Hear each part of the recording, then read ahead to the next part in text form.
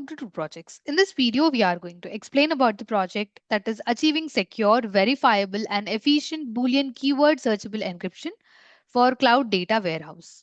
Before getting into the execution, first let us understand what is the project about. Cloud data warehouses, that are CDWs, are becoming a must-have for businesses because they provide a cost-effective way to store and analyze huge amount of important data. And these warehouses use something called multidimensional frameworks such as MOLAP to organize the data. In simple terms, they break down the data into cubes, which are like pre organized snapshots of the information that help quickly process complex queries. This makes it easier for businesses to analyze data from different perspectives. Now, when this data is moved to the cloud, we have to think about security also. The cloud is generally trustworthy but still can have access to the data, so we need to protect it. And here where encryption comes in. However, the challenge is that encryption ensures privacy, but it also makes it difficult to perform any kind of analysis or query directly on the data. For example, if the data is encrypted, it is hard to perform fast searches or analysis over it, especially when the data is stored in those multi-dimensional cubes.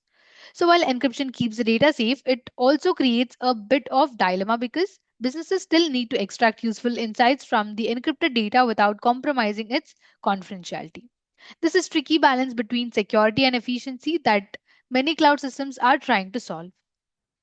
Even though searchable encryption algorithms that we have, the searchable encryption techniques that have come a long way, they still don't quite work well with the encrypted cloud data warehouses. The traditional methods used were indexing, tree-based methods, etc. So the traditional methods that are indexing like inverted index or tree-based structures that are great for simpler data types like documents or lists. But when we are dealing with this complex multidimensional data cubes, these solutions just don't work. So the data is more intricate and these methods can't handle it efficiently. And here the solutions that we have, other issue with this current searchable, that is searchable encryption solutions, is that they don't give us enough control over who can actually search the data. In many situations, many legitimate user can perform a search which isn't ideal because it opens the door for potential unauthorized access. On top of that, ensuring the integrity of the search results is crucial. In cloud environment, tampering with the data or search results could easily go unnoticed. So we need a way to verify that results haven't been altered. All of these challenges highlight the need for more tailored solution on one that only keeps data private but also ensures that searches are efficient, scalable, and secure in a way that traditional methods just can't do. So this project is all about securing searched encrypted data without ever needing to decrypt it, which keeps everything private. And it's like having a locked box that is the encrypted data, but still being able to find the exact item that you're looking for inside without opening the box. So here, for that, we use partial homomorphic encryption that we call as PHE, which makes sure that data stays secure while we perform the search operations on it. And to make searching more efficient, so here the system uses few advanced techniques that are binary tree, inverted index, and bit mapping. So binary tree, it helps to quickly find and retrieve the information that we need and then creates an inverted index, which is like a map that connects pieces of user data to specific identifiers so it can jump right to what it is looking for.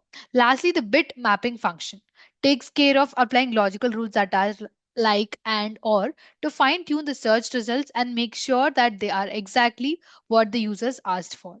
All these techniques combined make it much faster and more secure to search through encrypted data stored in the cloud. And the system takes security a step further by using the blockchain. So here blockchain has been used in this project. So this blockchain, it makes sure that only the right people can access and secure the data. And blockchain smart contracts are like digital routes that ensure only authenticated users that are allowed to perform searches.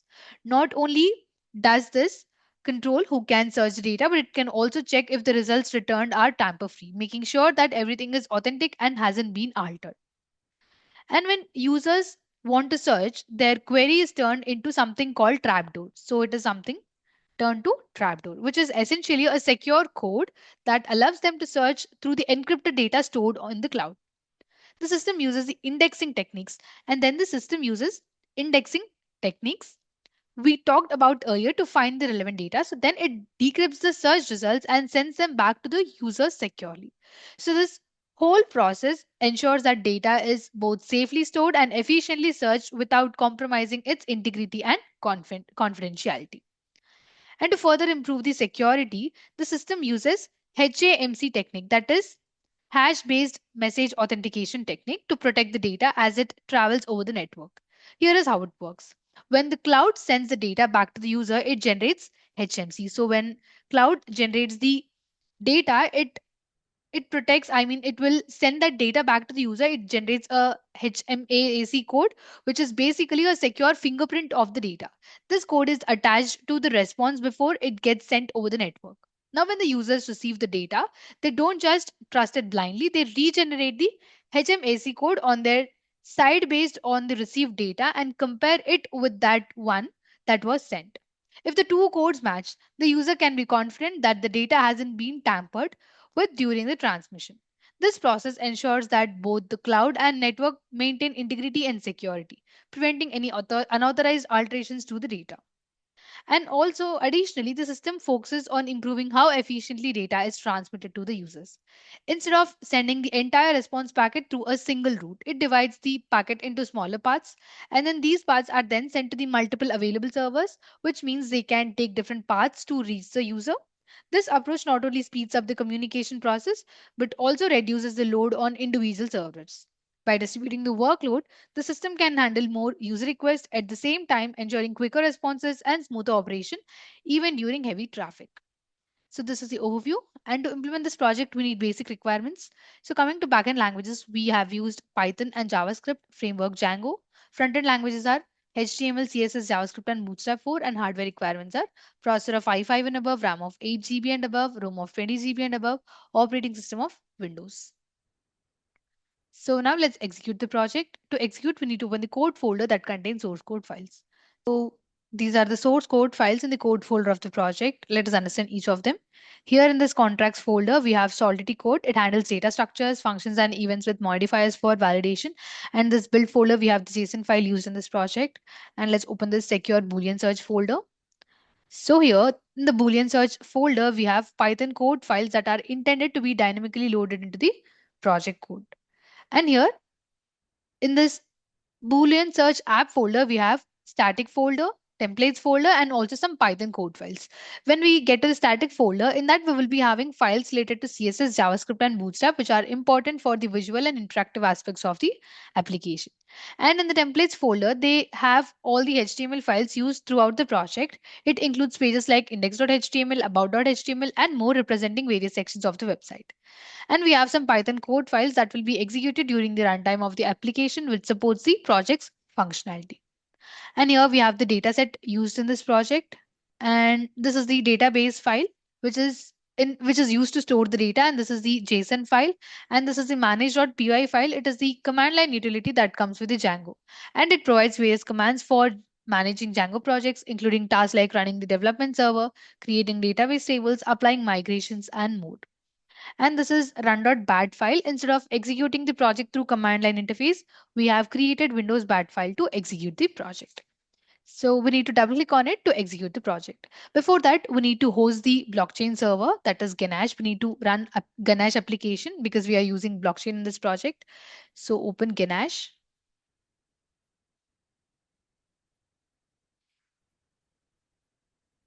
Select the workspace and just click on OK. So blockchain server is hosted. Now get back to the application. I'm in code folder. Now double click on run server.bat file.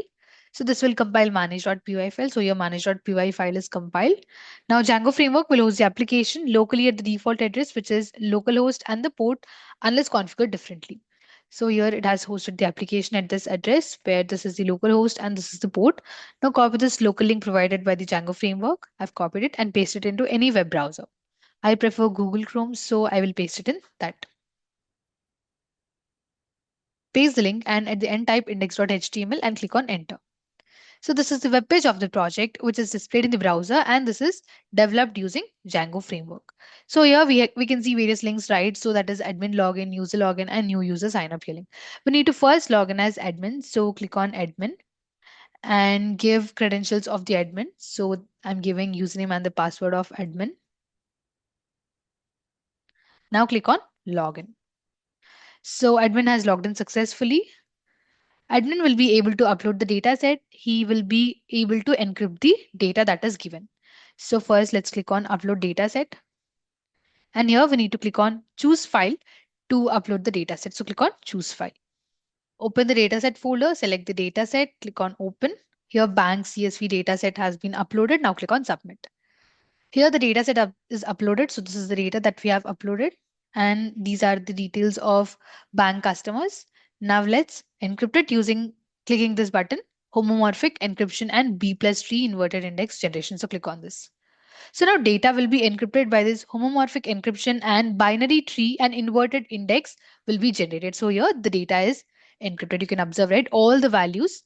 Initially, we had them in the tabular format, right? So each parameter, each entry has been encrypted here. This is one entry and see here it is encrypted and this is the another entry. So like this, all the entries are encrypted. Now let's click on logout. Now we need to sign up as a user and search for the data. So first let's sign up as a user, click on new user and give the username, password, contact number, email ID and address. So let's sign up as a user Kiran, give his password, give the contact number, give the mail ID and the address. Now click on submit. So here you can observe that sign up process is completed successfully and the details are stored in the blockchain. So these are the details which are stored in the blockchain. Let's open Ganesh and see how the details have been stored. So open the Ganesh, click on blocks. So here initially we had only 4 blocks. Now block number 5 has been created in which user Kiran's details are stored. So this is the time when this block was created. I mean when the sign up details are stored. Let's open this. And here is the block hash. This is the transaction hash of block 5. Let's click on transaction hash. This is the sender address. This is to contract address. This is the gas used, gas price, gas limit, and this is the transaction data. Now let's get back to the application. Now let's log in as user. Click on user login and give the credentials of Kiran. Now click on login. So user Kiran, he will be able to search for the data using this link process query, process user query. So click on that. Here we can see a text box, right, wherein we need to give the search query as the input. Based on that, we will get the output. So here we can give name or any other details that we want to search for in the data set. So let's open the data set and see what do we have and search for that thing. So now let's give input as Jasmine name and then see whether it will correctly give the details or not. So let's copy it and get back to the application, paste it here, and now click on submit. So the system will perform a Boolean expression search on the encrypted data and then return the results. After executing a query, here we can see HMC authentication code for the search result. And this HMAC code confirms that the authenticity of the data and assures that the search results have been not tampered with. And here we can observe that it has given the search result. So this is the data that we have searched for and let's verify whether it is correct or not. So here you can observe Jasmine's employee ID is 3431 and here first name is Jasmine and last name is Onk and this is the start date. So by this you can understand that there are no change in the details. Now let's search for some more things. So click on process user query and get back to the data and let's search for Kristen. So copy the name and paste it here. Now click on submit. So here we got the result. This is the HMAC generated authentication code and this is the search results. HMAC is the extension concept. Now let's click on number of search graphs. So click on this. So this graph represents the processing speed time for different number of search requests comparing low and high CPU speeds. So here on x-axis we have number of requests processed and on y-axis we have processing speed per second. And here blue color represents high CPU search request and orange color line represents the low CPU search request process. Now let's click on extension load split graph. Click on that. So here, this graph, it compares the execution time of the original search system and the extension system for that is with the packet splitting. So here on x-axis we have number of search and on y-axis we have execution time. Blue color represents the proposed search time and the orange color represents the extension split search time. We can observe that extension model has taken very less time to search the request. Now let's click on logout.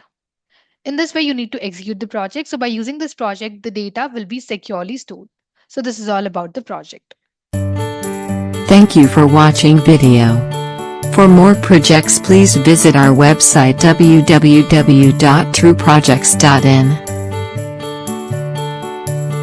For updates on latest project videos, please visit True Projects YouTube channel and subscribe.